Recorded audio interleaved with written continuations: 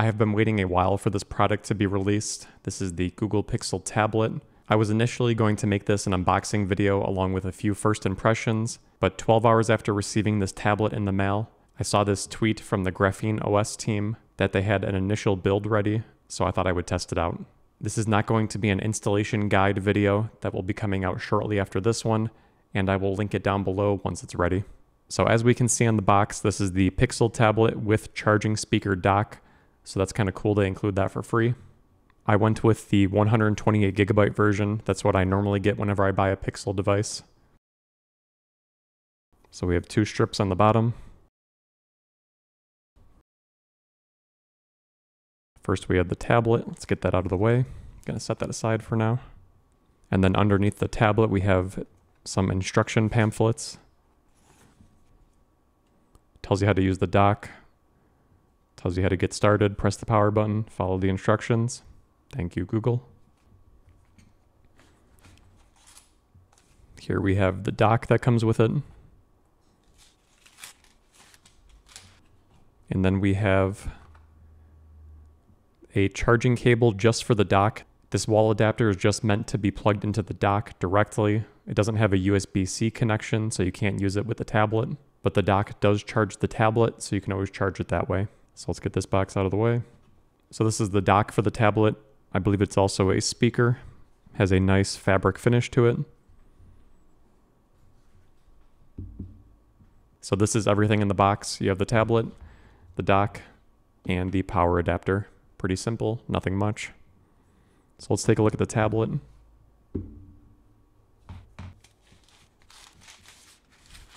On the back it's plain, kind of has a soft finish to it. I believe it's metal, but there's some kind of coating on here which feels kind of nice. We have the reflective Google logo in the center, along with the 4 pins that correspond to the 4 magnetic pins on the dock as well. So the actual tablet is a 10.95-inch screen. The resolution is 1600 by 2560. It has an 8-megapixel camera, and it also has the Google Tensor G2, which is the same as the Google Pixel 7. So just for a quick size comparison, my camera can't focus on the front screen. Here is a Google Pixel 6a laying on top of the tablet. So as you can see, it is much larger, as is to be expected from a tablet. On the bottom, we have a couple speaker holes along with the USB-C port. On this side, there are some rubber bumpers here. And on the other side, we have what looks pretty similar to a Pixel phone. We have a power button, which is recessed into the actual body of the device. And then we have a rocker, which I'm assuming is for volume. On the front, it might be tough to see, but we do have a circle there, and that is where the front web camera is. And on the back is the rear camera. So let's go ahead and turn this on. Hold down the power button. So usually these devices come charged, but it looks like this one is, oh, there it goes. I'll give this a minute to start up. This currently just has stock Android OS on it. I've never turned this on before, so this is the first boot. We have the standard walkthrough screens. I'm going to set up offline. Just going to walk through this quick. So here we are at the home screen. Let's go find the one part that actually matters, which is OEM unlocking. So this looks like it's similar to mobile devices where you need to connect to the internet to enable OEM unlocking. But for now, I'm going to take a break from this video. I'm going to go ahead and make the installation video, and I will be back here shortly. So after I finished filming the installation video, I ran out of time. So here we are, the next day. After I completed the installation, I just powered off the tablet. So let's turn this on and take a look. We have our standard screens you expect to see with GrapheneOS and an alternate operating system installed.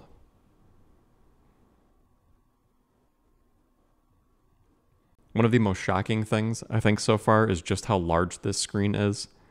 After using GrapheneOS on a handheld device for the past 2 years, it's very odd to see it in such a large form factor. I didn't realize yesterday, but the buttons are actually on the left side of the device, unlike the mobile devices where the buttons are on the right side. Don't make your passcode 12345. So here we are, GrapheneOS on the Google Pixel tablet. If you ever installed and used GrapheneOS before, then you might be familiar with the bare screen that you are presented with, which is a reminder of just how minimal this operating system is. We just have the default apps you expect to see. Like I mentioned in the intro, there's not going to be much to go into in this video. I just kind of wanted to show that it works, what it looks like, my initial first impressions, which there's not much going on, so not much really to tell. I will have a much more in-depth video in the coming weeks, so stay tuned for that one.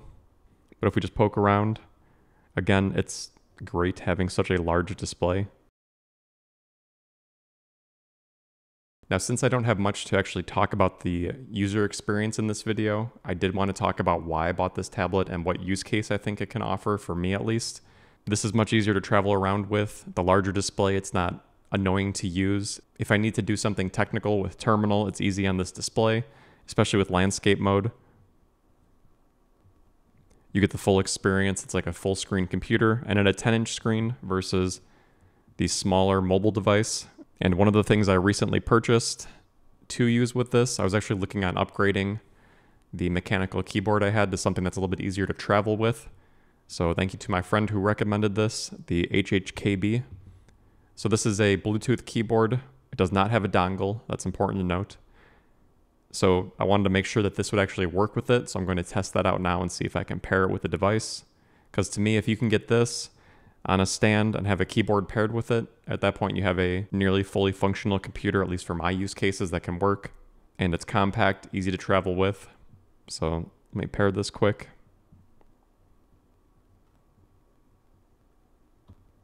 There's the keyboard.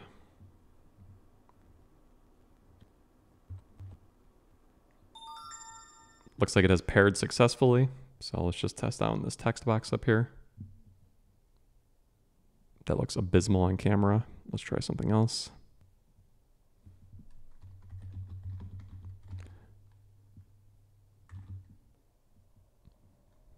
So the keyboard does work. That's pretty awesome. I did order the case for this that comes with a kickstand for it. So at that point, you kind of have a computer display that you can use.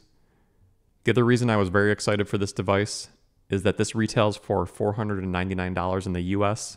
And I'm not aware of anything else you can get that is as secure and private as the default installation of GrapheneOS for that price point.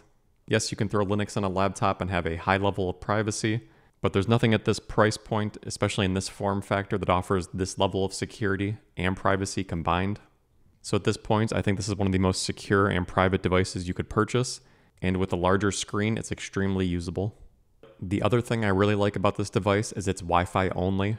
I've been in the tech industry for over 10 years, and from everything I've seen about cellular technologies, I still don't think there's a great way to use them in a secure and private manner.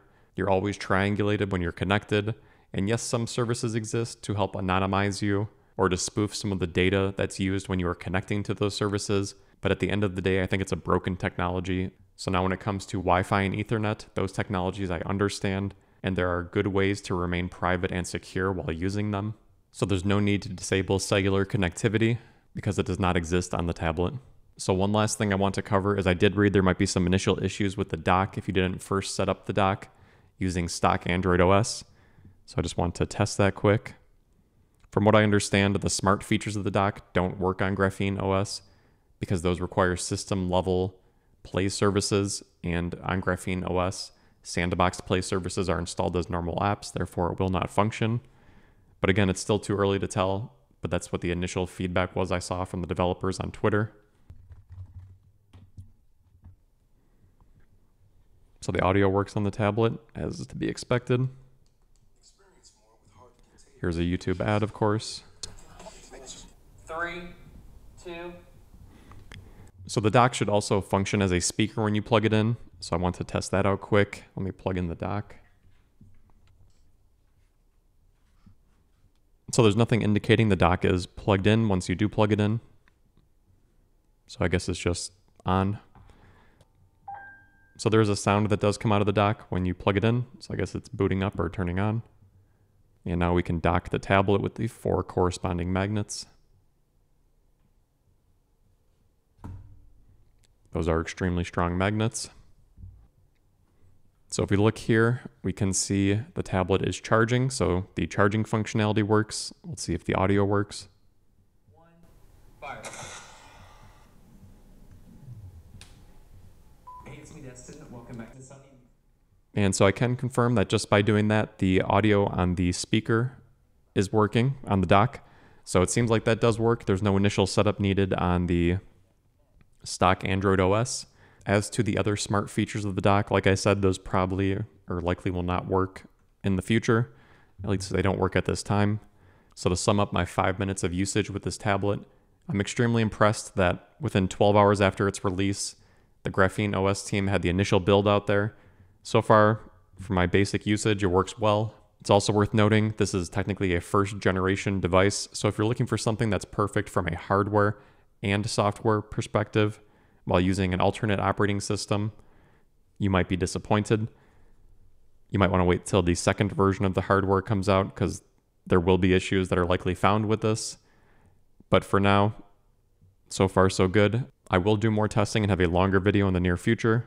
I also plan on trying to use this for a week or so as my main computer to see how that goes. And if you're looking for more technical specs on the tablet, there's a lot of great YouTube channels out there that cover this in much more detail and much better than I could, so check those out. I'll link some down below. And lastly, if you made it this far and are not tired of hearing me talk yet, I do have a monthly newsletter that I send out, which you can sign up for at sideofburritos.com. It's a combination of technical and non-technical stuff and just some other random thoughts. And if you don't like it, you can always unsubscribe. So if you enjoyed this video, I think you'll like the top one listed here, and the bottom one was automatically selected for you.